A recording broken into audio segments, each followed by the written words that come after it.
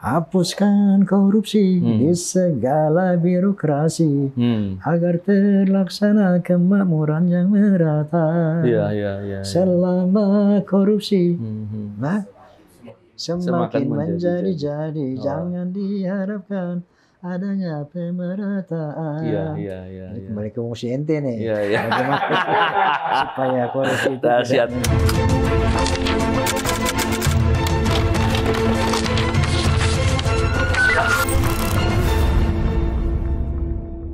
Bismillahirrahmanirrahim. Assalamualaikum warahmatullahi wabarakatuh. Salam integritas. Alhamdulillah kembali berbincang di podcast ini, podcast Novel Baswedan. Kali ini saya berkesempatan untuk berbincang dengan salah satu tokoh yang fenomenal, luar biasa. Dedikasinya, integritasnya, keteladannya luar biasa. Kita akan bicarakan dengan Pak Raden Haji Rhoma Irama. Apa kabar? Rhoma. Alhamdulillah. Terima kasih atas kesempatannya. Jadi kami berkesempatan untuk berbincang-bincang dengan Pak Haji.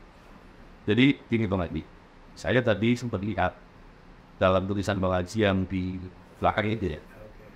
Tulisnya kurang lebih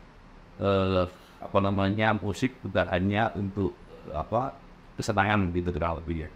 Tapi ada pertanggung kepada Allah dan untuk seorang manusia. Dan saya termasuk yang sering mendengarkan ya lagu-lagu dari Bang Haji Rhoma dan konsisten gitu. Apa yang Bang Haji tulis itu rasanya dilaksanakan semuanya. Bahkan pesan-pesan dari lagu-lagu dari Bang Haji Rhoma Irama luar biasa. Bang Haji kenapa kok konsisten gitu tuh? Kenapa sih? Ya, saya katakan itu music is not just for fun. Ya. Musik itu bukan sekedar media untuk bergembira, bukan sekedar media untuk hiburan, tapi it has a responsibility to Allah. Ya. Tapi musik itu punya pertanggungjawaban kepada Allah and human beings, dan kepada manusia. Kenapa? Karena the power of music can change character of human beings. Ya. The power of music itu bisa membuat orang baik, bisa membuat orang jadi tidak baik. Ya. Dia bisa mempengaruhi, katakanlah kalau seorang idol, itu mampu mempengaruhi fansnya untuk menjadi baik atau tidak. Ya. Maka di sinilah ada responsibility. Ya. Kepada Allah dan kepada masyarakat. Ya, betul. Luar biasa. Kalau Anda tanya tadi kenapa konsisten, bahwa ya alhamdulillah, ini hidayah. Ya. Karena Allah mengatakan wa ma khalaqtul jinna wal insa illa liya'budun. Aku tidak ciptakan jin dan manusia kecuali untuk berbakti kepada aku. Ya. Jadi apapun profesi kita harus mengacu kepada aspek itu. Bagaimana kita mengabdi kepada Allah sebagai profesi apa misalnya? Anda sebagai misalnya profesi Anda sebagai apa? Bidang hukum, bidang anti korupsi hukum. ya. Nah, itu tetap tujuannya, niatnya harus mengabdi kepada Allah. Sebetulnya itu aja sih. Kalau Anda tanya konsistensi. Iya. Dan luar biasa. Biasanya Bang Haji, orang untuk konsisten dalam jangka waktu lama itu biasanya agak sulit gitu. Apalagi Bang Haji kan seniman begitu ya. Tentunya ada pasar nih, ada masyarakat yang ingin mendengar. Dan biasanya orang itu lebih banyak menyesuaikan dengan keinginan pasar gitu. Tapi Bang Haji kan enggak nih. Dia Bang Haji bisa betul-betul menggunakan sarana musik, sarana lagu-lagunya Bang Haji untuk memberikan pesan-pesan yang baik, dan kemudian bukan hanya konsisten aja, sukses juga gitu Bang Haji. Luar biasa tuh Bang Haji. Ya, jadi kalau tadi Bung Novel mengatakan konsistensi itu stabil gitu. Biasanya turun naik. Iya. Memang al-iman yazidu wa yanqus. Iman saja itu fluktuatif. Iya. Gitu. Iman saja fluktuatif. Dia bisa bertambah, bisa berkurang. Iya. Begitu ya sikap mental kita, itu juga bisa fluktuatif juga. Iya. It's depend on apa yang kita hadapi, apa yang kita kerjakan. Kan? Nah, ternyata untuk menjadi konsisten di dalam berbagai hal, itu ya kita harus konsisten pula melaksanakan apa yang menjadi tekad kita atau apa yang menjadi profesi kita ini bisa tegak. Konsistensi kita seperti orang kalau mau konsisten sholat 5 waktu gimana sih caranya? Gitu misalnya kan. Nah dia harus memberikan santapan ruhani secara konsisten. Gitu kan. Sebagaimana badan ini kalau nggak konsisten diberikan santapannya, sarapan enggak, makan siang enggak, makan malam enggak gitu kan, dia tidak akan bisa melakukan tugas badan niahnya.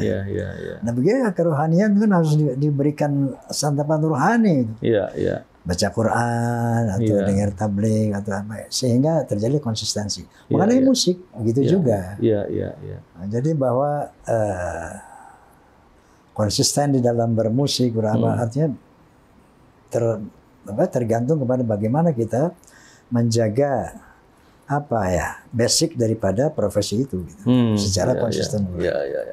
Luar biasa. Dan salah satu lagunya Bang Haji itu kan ada yang bicara soal korupsi. Kalau nggak salah judulnya Indonesia ya Bang Haji. Indonesia. Saya mendengarkan beberapa liriknya itu. Bang Haji menceritakan mulai dari kondisi negara, kondisi bangsa ini ya, negeri ini yang mungkin banyak sumber daya begitu ya, dan kemudian praktek korupsi dan kemudian timbul kesenjangan yang istilahnya refnya itu ya, yang kaya makin kaya, yang miskin makin miskin. Itu kan Bang Haji bisa membaca permasalahan dan kemudian membuat dalam suatu pesan-pesan lagu. Itu kan pastinya riset tuh Bang Haji. Betul. Yang riset siapa tuh Bang Haji? Saya. Oh, riset sendiri? Dahsyat, luar biasa. Gimana Bang? Cerita dong soal itu. Ya pernah, misalnya saya ada semua lagu yang bersifat sosial. Itu harus ada research, ada observasi setelah. Kayak lagu judi kan berdasar riset juga. Itu yang paling luar biasa itu. Ya korupsi juga begitu Indonesia itu. Saya ketika berjalan lagi touring Kalimantan. Itu saya berjalan dengan IU-nya kan. Wah ini punya si A, ini punya si B, ini punya si Anu, ini punya si Anu. Oke. Terus ke pulau lain lagi, ini punya si A, ini punya si A. Ini si A ada sana, si A, si B gitu kan. Itu aja ya. Masya Allah.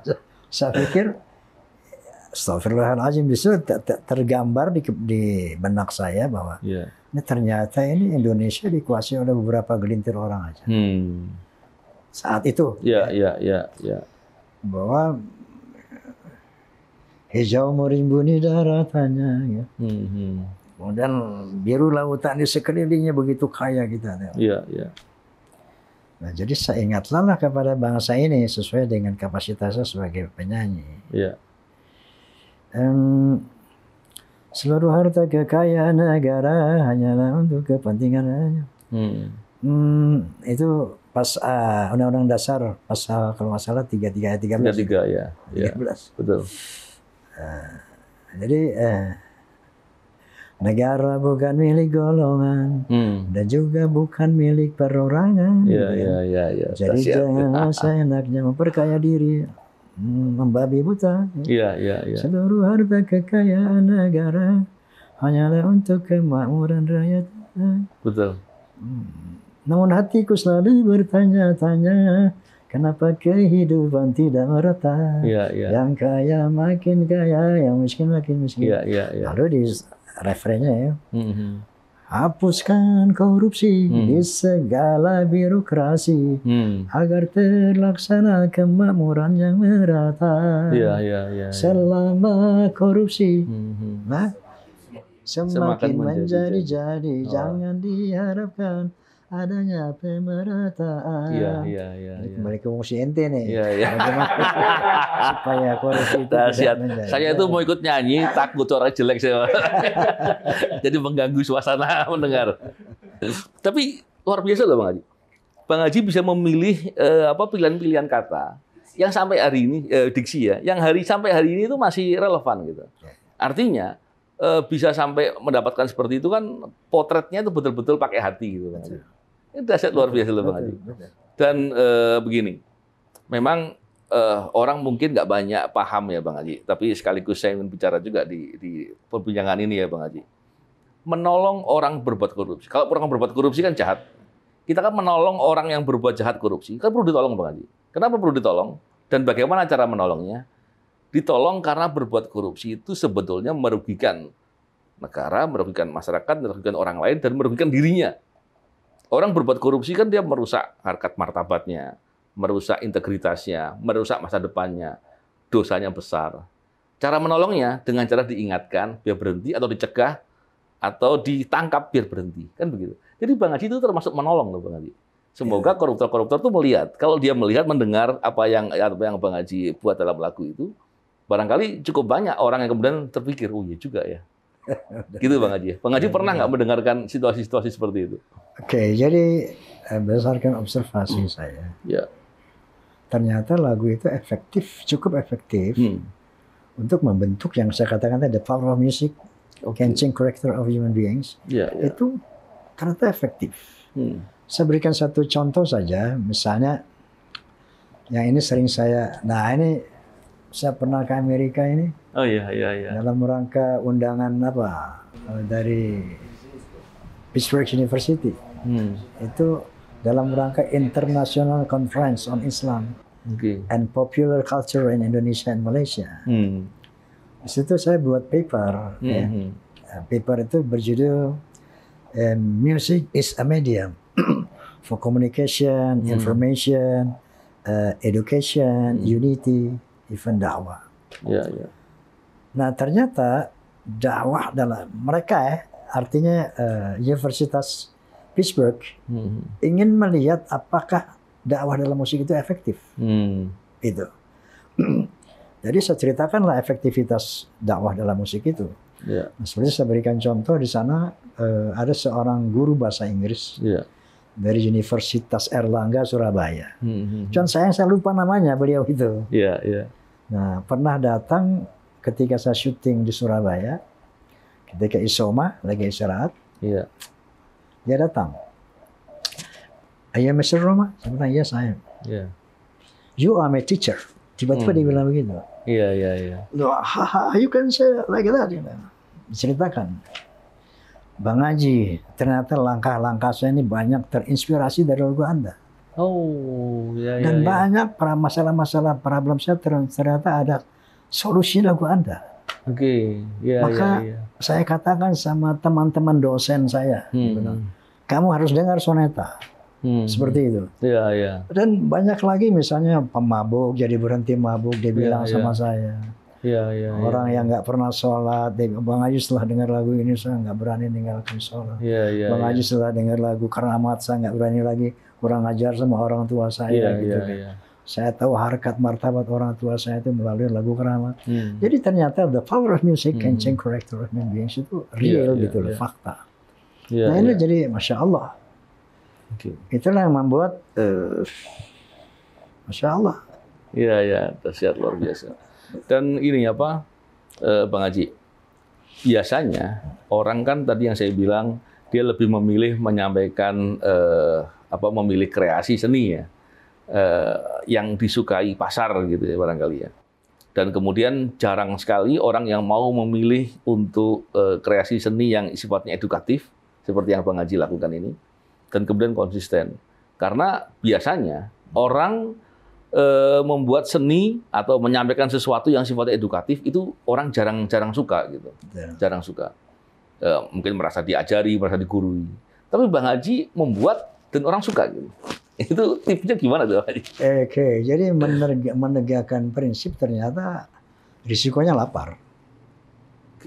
Itu saya alami dulu waktu pertama-tama rekaman. Saya tawarkan kepada produser, ini lagu apaan begini? Itu pernah ngalamin gitu juga? Di awal-awal. Kamu rubah dong, jangan begini. Saya bilang, take it or leave it. Mau silakan, kamu ya udah. Artinya kan itu ada risiko saya nggak dapat duit. Gitu kan? Betul. Jadi demi menegakkan prinsip, ternyata saya nggak mendapat rezeki, nggak dapat duit. Nah itu hal-hal seperti itu sering saya temukan dalam perjalanan karir. Bahwa kamu harusnya begini, kalau nggak begini nggak bisa, ya udah. Saya harus begini, misalnya penampilan di TV, umpamanya. TV maunya gini-gini, saya nggak mau begitu-gitu. Iya. Dia ngikuti pasar ya Bang Haji. Gitu. Kalau enggak, saya nggak mau. Nah, jadi artinya menegakkan prinsip, memang ada pengorbanannya. Iya. Tetapi pengorbanan ini ternyata nggak sia-sia. Oke. Ya, jadi bahwa saya bertekad lah. Semua yang kita miliki oleh semua manusia ini itu kan given dari Allah. Betul. Nggak ada orang kuat, orang hebat nih nggak ada. Iya. Kecuali pemberian Allah. Iya. Dan itu kan amanah. Iya. Ya. Anda ahli hukum itu min Allah. Iya, betul. Siapapun ahli ini itu min Allah. Nah itu bersifat amanah. Iya, betul.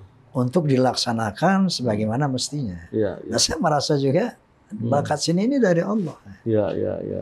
Nah, di mana seni tadi bisa merusak dan bisa membangun. Iya. Mau pilih yang mana kan? Iya, gitu. benar. Luar biasa Bang Haji. Dan tadi yang Bang Haji sampaikan tipsnya diantaranya punya sikap dan konsisten. Apalagi Bang Haji? Karena saya sendiri ngalami Bang Haji. Kalau saya membicarakan sesuatu, contohnya podcast ya, kita membicarakan yang sifatnya edukasi saja, itu penontonnya nggak banyak. Tapi kalau kita bicara hal yang sifatnya kekinian, yang apa, itu orang lebih banyak. Tapi Bang Haji kan tadi sikap dan konsisten gitu ya. Terus apalagi Bang Haji untuk memilih langkah-langkah tetap dengan cara seperti itu, edukatif, tapi kemudian bisa diterima masyarakat. Maksudnya betul-betul orang suka gitu loh Bang Haji. Kan menarik tuh Bang Haji. Begini, saya sering bilang kepada diri saya sendiri dan kepada teman-teman, saya tidak market oriented. Oke. Jadi dalam berkarya bukan market oriented. Ini market lagi susah, lagi suka apa nih? Iya. Nah, coba bikin lagu yang kayak gitu. Iya. Saya enggak gitu. Okay. Saya berpengalaman kita harus membuat market. Iya. Bukan mengikuti market, tapi kita harus menciptakan market. Iya. Astagfirullahaladzim. Tadi pertanyaan apa itu? Yang soal bagaimana pilih tips Bang Haji dan cara agar yang Bang Haji buat itu betul-betul bisa disukai oleh masyarakat. Maksudnya gini. Jadi kita tidak berorientasi kepada disukai atau tidak. Iya. Itu tadi. Walaupun faktanya kemudian disukai juga kan. Itu tidak berorientasi kepada market. Iya. Lo suka nggak suka, itu harus sampaikan ini. Betul. Ya. Tapi ketika dia sampai, disukai itu rahmah. Betul. Itu barokah. Iya. Artinya berkesenianlah secara jujur, gitu. Kira-kira begitu. Menarik tuh. Dan ini sebetulnya poin tadi yang Bang Haji sampaikan ini pembelajaran penting Bang Haji. Iya. Karena orang biasanya tadi khawatir.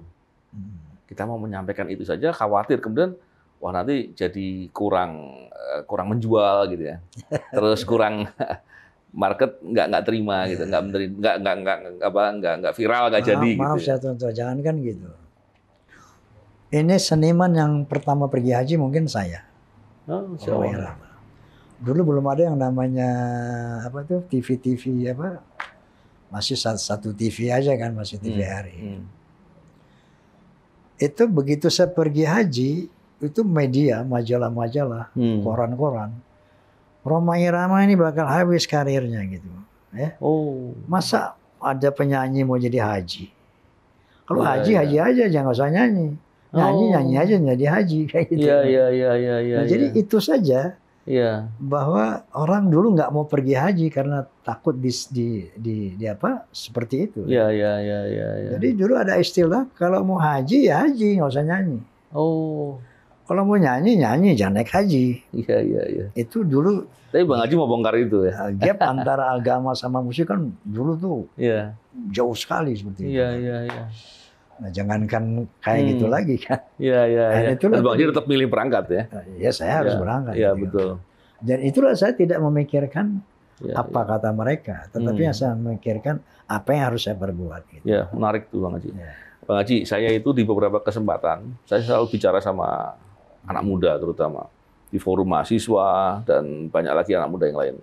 Saya bicara begini, anak muda kalau orientasinya diri sendiri, contohnya mau sukses, mau hebat, tapi orientasi diri sendiri, nggak akan jadi apa-apa.